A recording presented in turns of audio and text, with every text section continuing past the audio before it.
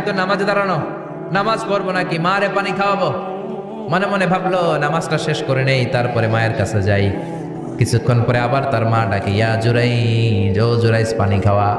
আবার জুরাইজ মনে মনে বলে নামাজের পরে যাব, নামাজটা শেষ করি। কিছুক্ষণ পরে আবার মা ডেকে ওঠে জুরাইজ। জুরাইজ মনে মনে ভাবে এই তো নামাজ শেষ, এখনই যাব, এখনই আমার জনম দুঃখনি মারে পানি খাওয়াবো। কিন্তু মায়ের সহ্য হয় নাই, মায়ের মনে কষ্ট চলে আসছে। মা তার অন্তরে ব্যথা পেয়ে বদদোয়া করে ফেলছে। কবুল করে নিছে কে? এটা আপনার আল্লাহর ওলি না মুফাসসিরে কোরআন না হাফেজে কোরআন, ইট ডাজন্ট ম্যাটার, এটা কোনো বড় বিষয় না। মা হাত তুলে কিছু কইলেই গোল। ও আল্লাহ, বেশ্যা নারীর ফিতনায় না ফেলে জুরাইজকে মেরো না। কবুল করলো কে?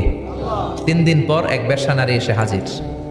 দরজায় নক করতে শুরু করেছে। জুরাইজ দরজা খোলো। খোলার পরে বেশ্যা নারী বলে, দেখো আমি কত সুন্দরী, অনন্যা, পৃথিবীর কেউ দেখবে না, চলো আমরা অপকর্মে লিপ্ত হই। জুরাইজ বলে, মাআদাল্লাহ,